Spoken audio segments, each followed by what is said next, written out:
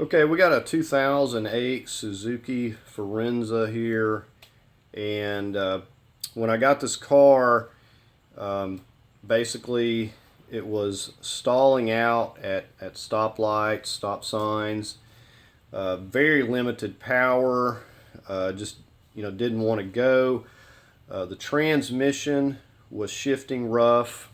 A lot of different issues going on, and it seemed like that once it was driven up over a certain speed on the freeway that it would start driving a little better. But uh, when I got it here, it was all I could do to get it pulled in front of the garage here. It was just dying, stalling out. I'd have to recrank it, give it gas.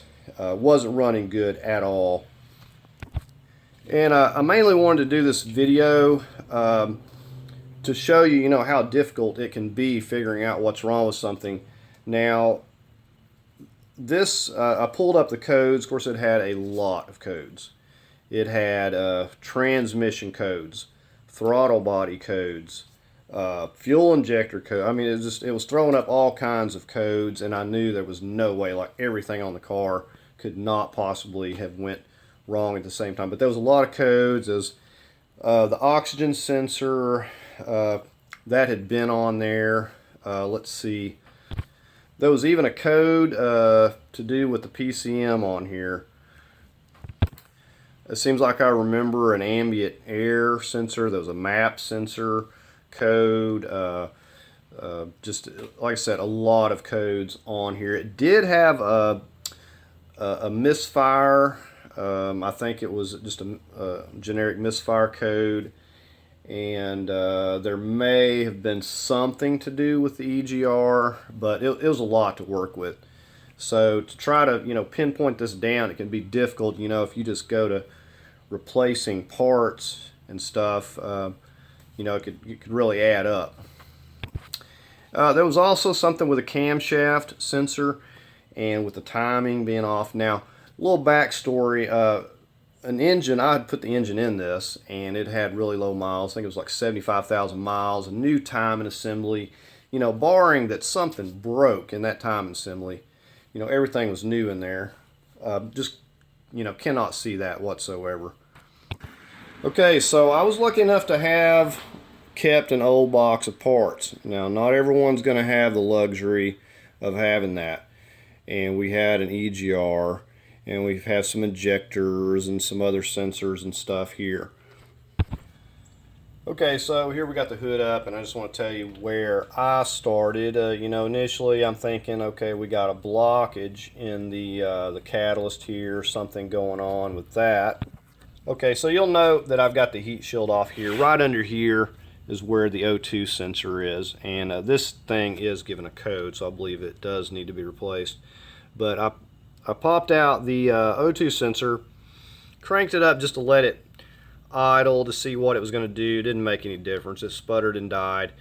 I checked the exhaust. I didn't really feel like there was anything going on as far as the exhaust restriction there. You could also put a gauge on there, test the pressure. Okay, so the next thing that I moved on to was took this cover off here. You got Allen, and we popped the plugs up, the wires, pulled the plugs out, and went through and checked each one of these to see if I was getting spark. I was getting spark. Really didn't tell me a lot, but I knew I was getting spark. The cylinders are dry down in there. Really didn't see any issues with that. Okay, so I wanted to rule out this EGR. Seen a lot of carbon build up in there on the plugs. I wanted to rule this out. So, like I said, I had the luxury of swapping it over. Now, if you could block it off temporarily, you could probably rule it out that way as well. But I swapped this over, and the vehicle actually started idling a lot better, and it wasn't sputtering and stalling out. So went to try to test drive it. Absolutely no power whatsoever, couldn't go anywhere. So back into the garage. So the next thing, and really unexpected because I knew I was getting spark, so I had my doubts, but I had the other ignition coil, and I swapped this over. Immediately got power, and so far none of the issues have came back, and I test drove it. It's running good and everything. So with this, you just have three either Allens, or they may have bolts if they've changed it out before. But these little Allen heads, there's two on the bottom and one up here to swap this out. And here are the old EGR. Now, I don't feel like this was causing the majority of the problems, but it was affecting the idle, I know for a fact, and that did improve.